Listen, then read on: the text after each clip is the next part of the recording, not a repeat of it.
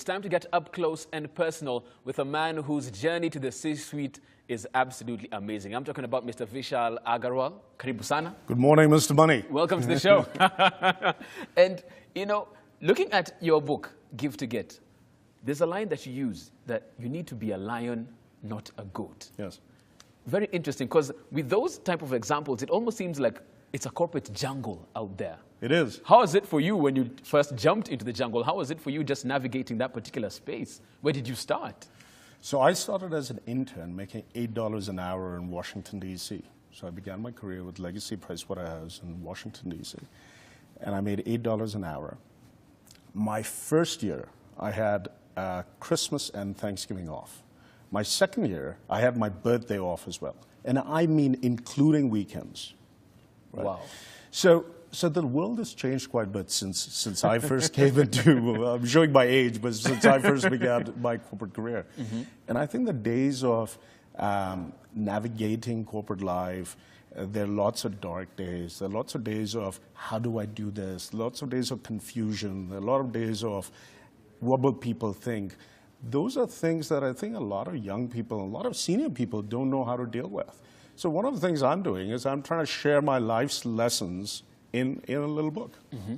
And even as you do this, for you, I'm sure tremendous highs, some crashing lows as well, because that's what life really is about. Sure. When you look at the entire journey coming through. Yes. And for you, what was your biggest stake just going through what is the biggest skill set you say you need to go up the corporate ladder?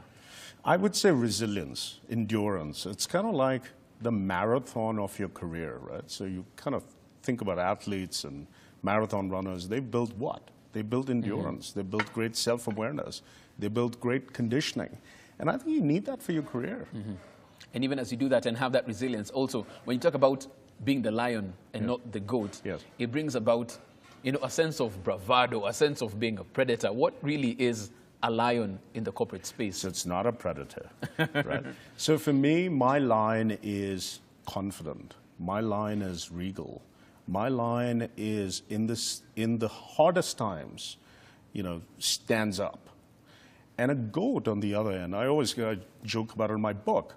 When I think about a goat, I think about my Friday delicious biryani. Right? But a lion doesn't mean that you're aggressive.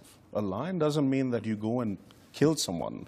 A lion means that you stand up, right? And I give lots of examples. I give examples of my children. I give examples of other corporate leaders. And I think that the lions that are aggressive, and I use this example of parable of the Range Rover versus Pro Box, that parable happens, that if a lion believes, if you believe that you're the sort of lion who's going to go kill someone, right, be aggressive, be the predator, then you're going to be the bulldozer. Then you're going to be this Range Rover that goes head-on with the Toyota Pro Box, and you're going to have damage on your fender bender, as I say. And even as you do that, because like you said, as a lion, you need to be regal. You need to be, that's right. You need to be a leader. Because people are watching you. Yeah, right. you have to do that. But leadership isn't easy. Yes. Especially when you're leading from the front and by example. Yes. And most people think that by the time, Vishal's the CEO, he's the head, he has everything sorted out. Sure. Where do they get advice from? Because as they say, it's lonely at the top. Yes. Everybody thinks you have the answers, but you don't. And you've been in that position. Very much so. Where do you go for counsel? Where do you seek help at that level? So at whatever level you are, I mean, particularly as you get more senior in your career, to your point, you might be scared of sharing. You might have insecurities. You might feel that people are watching. How do I do this? So I think build a trusted network. I'm a YPOer. What YPO gives me as Young Presidents Organization gives me in my life, fills that void a lot. I use trusted ones in families. So people that you can trust, make them your life's board. That's the one advice I have for leaders. That what I've learned, particularly out of my YPO experience, that the people in my life, the close YPO forum that I rely on, they're my life's board. And I can discuss marriage and business and learning and development and all these issues with them as you would with a board, but consider it to be your life's board. And it's helped me a lot. And even for you, when you look back from the time you're an intern, earning, is it $8 $8 an hour? $8 an hour. When you think about it, what has been your North Star? What has been keeping you moving? What was the goal? When you start there and you're working every single day, earning that money, where did Vishal want to be at the end of it all? So very interesting. I always wanted to deliver outcomes, and I kind of been in this journey of my book. I've had some of these discussions, and if you go back, when I was 19 years old at university, the Wall Street Journal did an article that included me. I was an entrepreneur at university. And the one thing I remember saying then, that I've gone back, I'm now in my mid-40s, when I go back and I look at it, I said, well, I want to make an impact. I want to drive outcomes. And I think that was my North Star, to deliver outcomes, to make an impact, to touch people, make a difference. And it was not a C-suite position. It was not an office. It was not a title. It was not money. It was, can I deliver outcomes that people will remember me by? And even as you worked towards delivering these particular outcomes, you know, one thing that most people don't talk about in books, in speeches, one-on-one, is their failures, you know? And failures, to a very great extent, shape your next move, how you bounce back, where you'll bounce back higher, you know, all of that. For you, at 19, the Wall Street Journal writing about you and your entrepreneurship career, people would think that this person hasn't tasted failure. Well, that's not right at all. He hasn't hit rock bottom. He hasn't tasted what defeat feels like, you know? For you, what are some of those instances going through your career? Sure, and I think I would say to anyone that feels that, they just haven't seen enough of life, right? I mean, I remember when Jack Ma was in town last year, I had a chance to chat with him. One of the things he said very publicly is, I've had more dark days than good days. And I think that any authentic leader will tell you the same. And I, too, have had many dark days. I've had many days where I didn't know where I was going, that I thought I had career failure, that I had financial problems. All of that stuff that you go through life, I've had as well. So I think that failure is not something to be scared of. And I talk about it a lot, by the way, in my book. I actually give examples. I give one example of a failure that I experienced for myself in my corporate life, and how I still think about it and how it still kind of, plays in my mind. Yeah, very much so. That particular, very much so. At that point? I've written about it in my book. And this is perhaps 7, 8 years on from the incident, and it still haunts me. And, one thing that is something very many people talk about is the whole work-life balance. You've worked at the highest levels at PwC, you went on to GE, and it's really high level, high pressure. How do you manage to do that? Family is also a full-time responsibility. You can't be a part-time husband or dad. How do you juggle the two? So the one thing I did for many years is I said to everybody who asked me this question, a very facetious, comic, quick response. I said, I have the best work-life balance. Mira, my wife, she has the life, I have the work, that's the balance. And I thought, oh, this is so funny. It makes such great cocktail conversation, such great dinner conversation. I get a great laugh out of Jeff. But the joke is on me. It is such a silly thing to say when you think about it. The joke is on me. The joke is on my family. Right? I think that we have to find better balance. And I realize that our jobs are high pressured. I realize that we don't have time because we're asked to go places, do things that take us out of our comfort zone. But we do have control over what's essential, what's non-essential. We do have control over, I'm sent to a trip to Kigali, but why do I spend the extra day? I'm on a plane to London, and actually I have a few beers. So when I get off the plane, I'm really tired. I want to go to sleep. I don't have time for my children. I talk about it quite a bit in the book. So I haven't had a sip of anything, any alcohol, on a plane 15 years. So if you believe that your clients matter, and a lot of people will sleep or condition themselves when they're going out on a business trip, when they're coming back, particularly, it's a different story. Well, why? Very true. Well, if those are your clients, what about the ones at home? So I can get off a long flight from Beijing and go straight for dinner. I can go straight to nightclubs with my family. I can go for a movie. All the time. I was in the Middle East this last week for various different book launches. On Friday, when I came off my Emirates flight, I went to the movies. I went out for dinner. And you know, one thing that very many people at that level of their career talk about is the fact that at times you look back and you realize you missed a swimming gala, you missed a certain presentation. Does that happen to you? And how do you resolve that? I missed a lot of those. And how do you resolve that with your daughters or with yourself, actually? Because you're like, okay, fine, there's all this corporate success, but there are all these little milestones that I'll really never be able to get back. Yeah. That's a very difficult one, and I know that there are a lot of executives, young and senior, small and big, that go through that every day. And I, too, have had, I want to say this as humbly as I can, I, too, have had many of those. And I think that you just have to be better organized, learn to say no a lot. I've been in situations where I've flown to New York for a 17-minute meeting. You know, in my career and I live in Nairobi, I've lived in Nairobi 15 years. I've day tripped London 6 times. I've day tripped Washington 3 times. You know what it means to day trip Washington? I get off a plane, I go to 2 meetings, and I take the night flight back. Wow. I've day tripped London multiple times. I get there in the morning, I finish my business, I take the night flight back.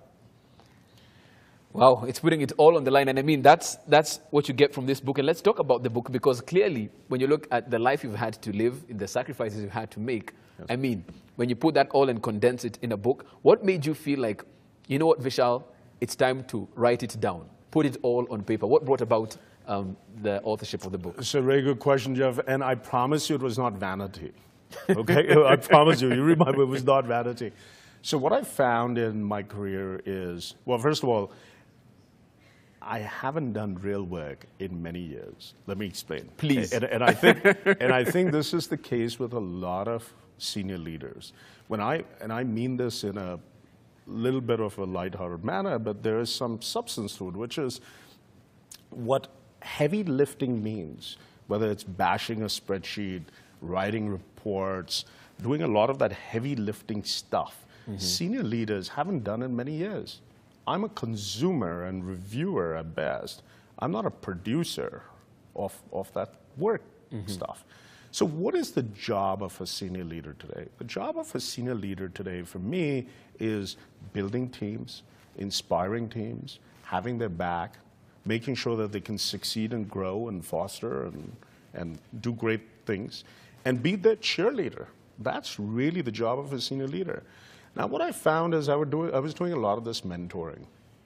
So you could come into my office, have a weekly discussion with me, or I could see various different team members by phone, by telepresence, by whatever way. And I just kind of felt that that was not enough. I could take that same message and amplify it so many times more, and a book was perhaps the best way of doing it. Now, I would call upon, I'm having this discussion with a lot of peers, a lot of friends, I would call upon our African leaders to do what I've done, and not in a vanity way. Nobody cares for your biography, right? What people want to know is, what do I get out of it? What do I learn out of this? I think that's the type of message. And we're great consumers of Western leadership messages. Very much so. This genre of office culture, business management, how to navigate leadership material, this genre is something we only import. We import some of the best flowers and vegetables, man. Why can't we export we export some of the best flowers and vegetables? Why can't we export our stories? Why can't we export our intellect? And that's what drove me to do this. And even as you did that, very many people ask, okay, fine. They say when it comes to business, when it comes to leadership, there's no textbook case scenario. You know, you have to be in the trenches. Right. There's nothing that will come that you'll read and be able to apply. You have to be in there. It's a scenario that you've never thought you'd come to face, and you have to deal with it. Sure. So how do you explain this and how that can apply to somebody who's just joining the workforce, somebody in mid-level management, probably a senior level manager as well? How does it apply to their day-to-day life?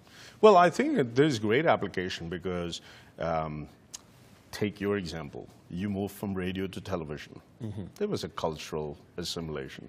And it didn't matter what contract you had, how much you were being paid, all this great new job you had. You have to be honest with everybody.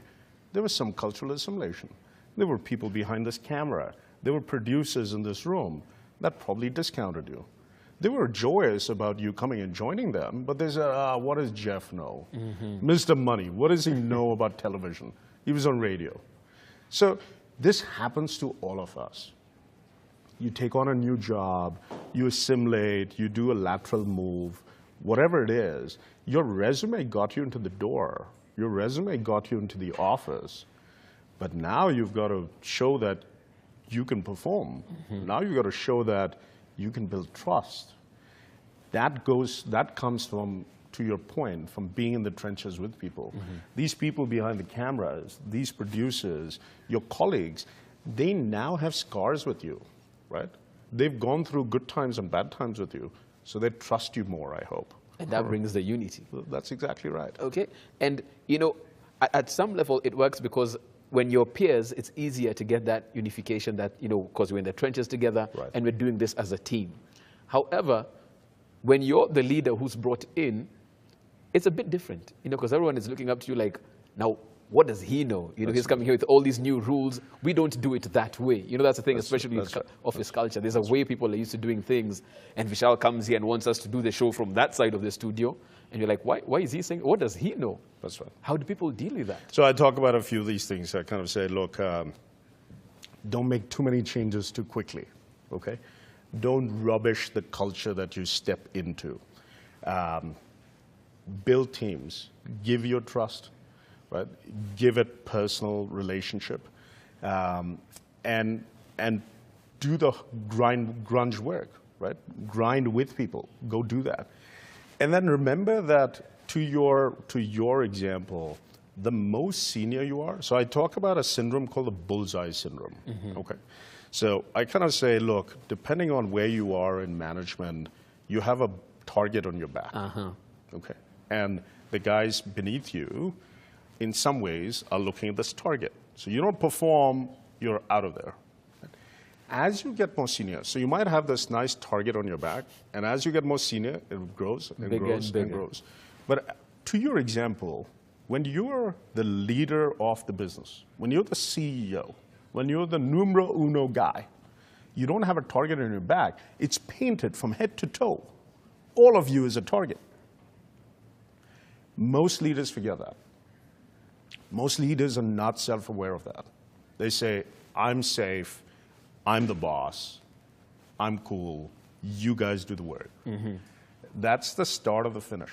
And I think that's also something you really bring out in the book as well, the fact that when you move into a new environment, a new organization, self-awareness is the key. It's everything. You need to know exactly where you're going in and what you have, your faults, your flaws, as you get into that particular space, so as to harness the best out of you as well as a leader. Sure. And people don't see that. Yes.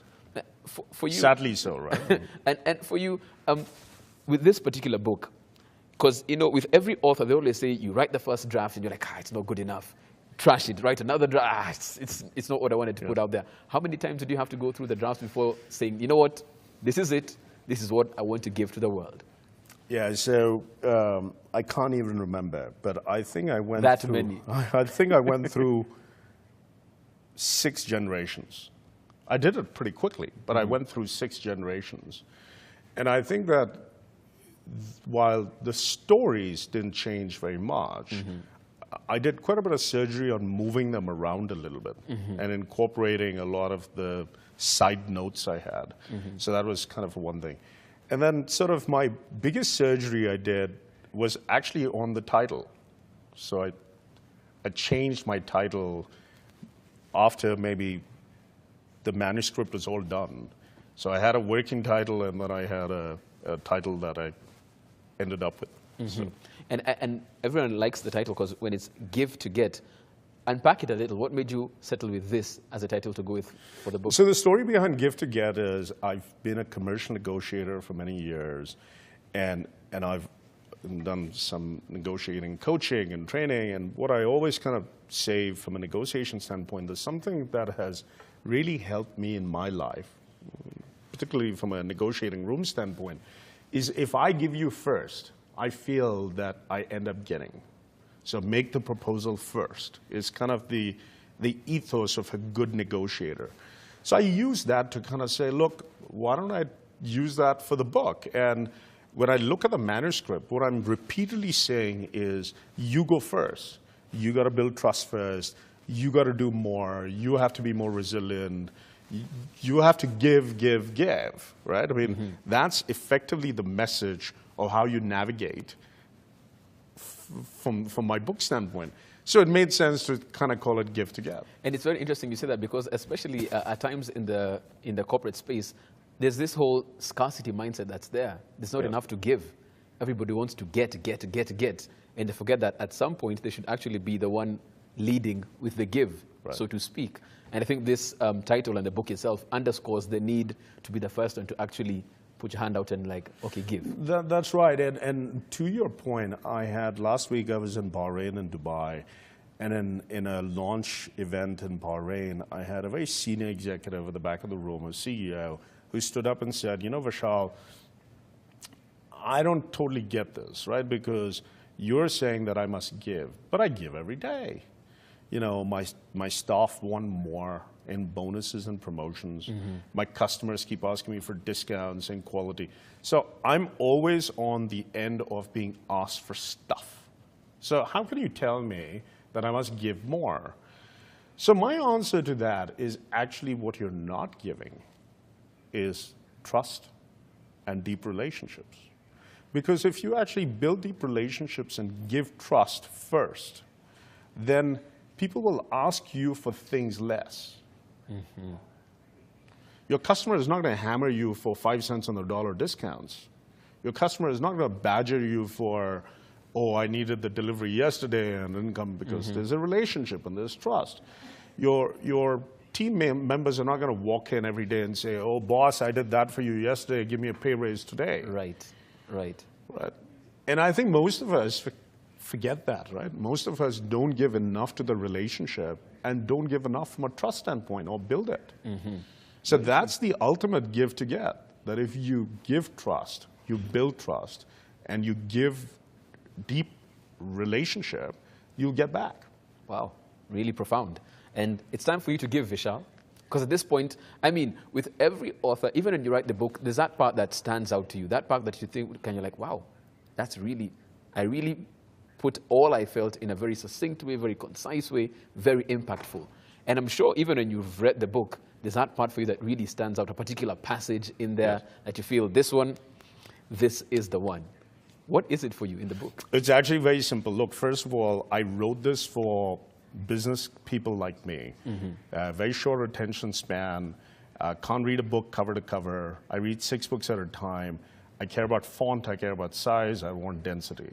So I did all of that into the product. Hopefully you'll find that it's easy to read, you know, it's breezy, the font works for our aging eyes, all of that. So to answer your question from a, what is my favorite passage? I've changed the font so people could recognize that it's my favorite. So it's on, I'll show it to you, it's on page 52. And it says, one of the most important and valuable lessons I've learned throughout my entire business career is that you must give to get. If you want acceptance and trust and admiration from your team, peers, business associates, and customers alike, then you have to give them your acceptance, trust, and admiration and the very best of your valuable skills. If you want them to deliver for you, then you have to deliver for them first. Give to get. There's no better point to leave this interview at that. Where can we get this book? So locally you can get it at Textbook Center, Jumia, I think Prestige and Yaya are also carrying it. And then Amazon, if you're a Kindle reader, you can get it on Kindle. Easy to get. Okay. Thank you so much, Mr. Vishal.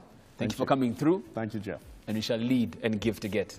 Thank you so much. Thank you. That, of course, has been up close and personal. And it's all about learning that when you're out there, when you're trying to get into that new space, it's all about giving to get. Lead with the give. That from here, of course, on Alpha G. We take a short break. On the other side, it's all about the runway modeling business. All you need to know right here. Don't go too far.